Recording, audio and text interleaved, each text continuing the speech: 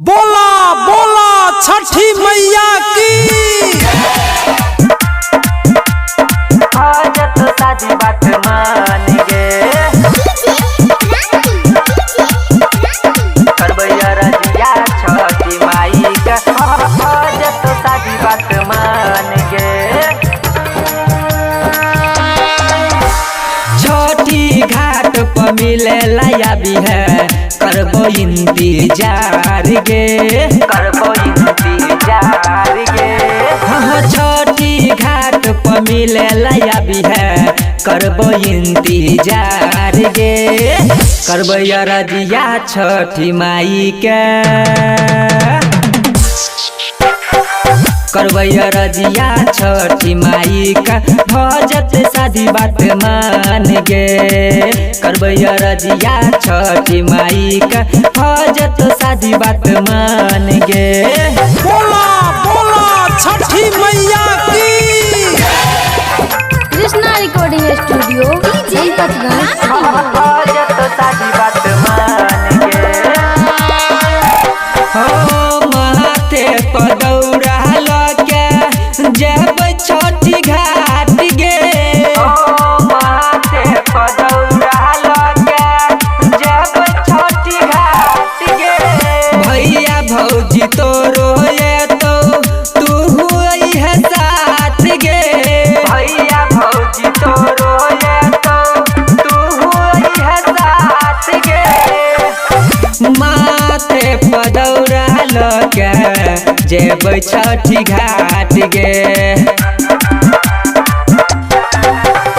भैया भौजी तोरो ये तो तू है घाट गे तू है घाट गे।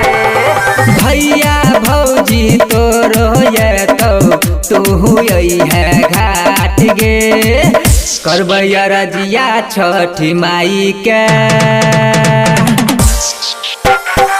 करबैया रजिया छठी माई का भजत साधी बात मान गे करबैया रजिया छठी माई से भजत साधी बात मान गे।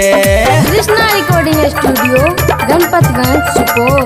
आज तो साजी बात मान गे बोला बोला छठी मैया की।